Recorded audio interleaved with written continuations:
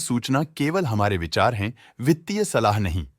निर्णय लेने से पहले खुद शोध करें। किसी भी लाभ या हानि के लिए हम उत्तरदायी नहीं हैं। आज हम देख रहे हैं हिम्मत सिंह साइड लिमिटेड के 2025-26 Q1 की standalone financial performance. Starting with the sales, पिछले क्वार्टर से सेल्स में -2.5% का डिक्रीज हुआ है, मगर कंपनी ने पिछले साल के मुकाबले मार्जिनल सेल्स डिक्लाइन रिपोर्ट किया, around -18%। Expenses -1.5% quarter on quarter decrease हो गए हैं, जो साल भर के -18% के डिक्लाइन के साथ अलाइन करता है। एक्सपेंसेस में डिक्रीज अच्छा है, लेकिन सेल्स में डिक्रीज निराशा की बात है। ऑपरेटिंग प्रॉफिट, जो पिछले साल के कंपैरिजन में -19.5% डाउन हुआ है, quarter on quarter around -7% decrease हुआ है। Operating profit margin OPM annual basis पे -0.5% से डिक्रीज हुआ है और पिछले क्वार्टर के कंपैरिजन में -1% से डिक्रीज हुआ है। एक्सेप्शनल आइटम्स को ऐड करके अदर इनकम पिछले क्वार्टर के कंपैरिजन में -42% गिर गई, बावजूद इसकी ईयरली ग्रोथ 54% हुई है। इंटरेस्ट एक्सपेंसेस पिछले क्वार्टर से -3% डाउन हुआ, लेकिन ईयर ओवर ईयर डिक्रीज -5% हुआ है।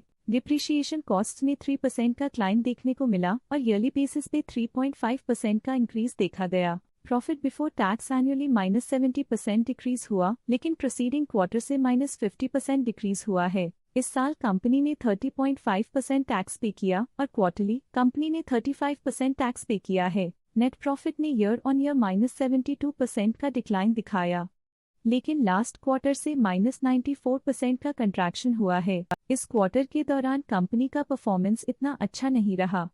नेगेटिव नेट प्रॉफिट लॉसेस को इंडिकेट करता है। वहीं अगर एनुअल एनालिसिस की बात करें तो साल के दौरान कंपनी का परफॉर्मेंस अच्छा नहीं रहा। नेगेटिव नेट प्रॉफिट का मतलब है कि कंपनी प्रॉफिट के कंपैरिजन में नुकसान उठा रही है। अर्निंग्स पर शेयर EPS में ईयरली -77% का डिक्रीज देखा गया, लेकिन क्वार्टरली में 94% की गिरावट भी नजर आई। इस क्वार्टर में कंपनी का EPS इतना अच्छा नहीं रहा। नेगेटिव प्रॉफिट कमजोर एफिशिएंसी को दिखाता है। हिम्मत सिंह का साइड लिमिटेड के फाइनेंशियल स्नैपशॉट को रिव्यू करते हुए कुछ मुख्य ट्रेंड्स सामने आए हैं, जो कंपनी की परफॉर्मेंस पे रोशनी डालते हैं। जून 2022 से जून 2025 तक हिम्मत सिंह का साइड लिमिटेड की फाइनेंशियल जर्नी में सबसे पहले बात करते हैं सेल्स की। इस साल सेल्स में -17% की गिरावट आई है और पिछले 4 सालों में भी -21% की गिरावट देखी गई है, जो एक लंबे समय तक गिरावट को दर्शाता है। अब बात करते हैं एक्सपेंसेस की। इस साल एक्सपेंसेस -9.5% घाट गए हैं और पिछले 4 सालों में -15% की कमी आई है।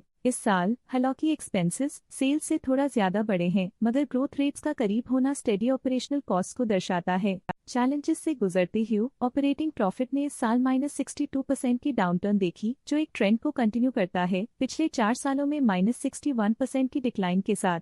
नेट प्रॉफिट का सफर ऊपर की ओर चल पड़ा है। इस साल 25% की चढ़ाई के साथ पिछले 4 सालों में 77% की शानदार वृद्धि हुई है। एक अस्थायी गिरावट के बाद लगातार दूसरे साल नेट प्रॉफिट में वृद्धि हुई है, जो फाइनेंशियल लैंडस्केप में साइक्लिकल रिकवरी को दर्शाता है। EPS के लिए रास्ता कठिन रहा है। इस साल EPS -69.5% डिक्रीज हुआ और पिछले 4 सालों में कुल मिलाकर -58% की गिरावट हुई है। चलिए अब बात करते हैं शेयर होल्डिंग पैटर्न की। हिम्मत सिंह का साइट की शेयर होल्डिंग रिपोर्ट्स कुछ इस प्रकार की हैं, जो अननोन 2025 के तक चलता है। ये रिपोर्ट कंपनी के शेयर्स की डिटेल जानकारी देता है, जिसमें promoters, promoter groups, foreign investors, public investors और सरकारी एंटिटीज शामिल हैं। प्रमोटर्स शेयर होल्डिंग 2025 के में 37.25% से इंक्रीज होकर 2025 के में 37.48% तक का इंक्रीज देखा गया है। इस इंक्रीज से साफ होता है कि प्रमोटर्स का कंट्रोल कंपनी पे और मजबूत किया है। पब्लिक द्वारा हेल्ड शेयर्स का परसेंटेज 43.39% से इंक्रीज होकर 2025 के में 44.12% तक का इंक्रीज से देखा गया।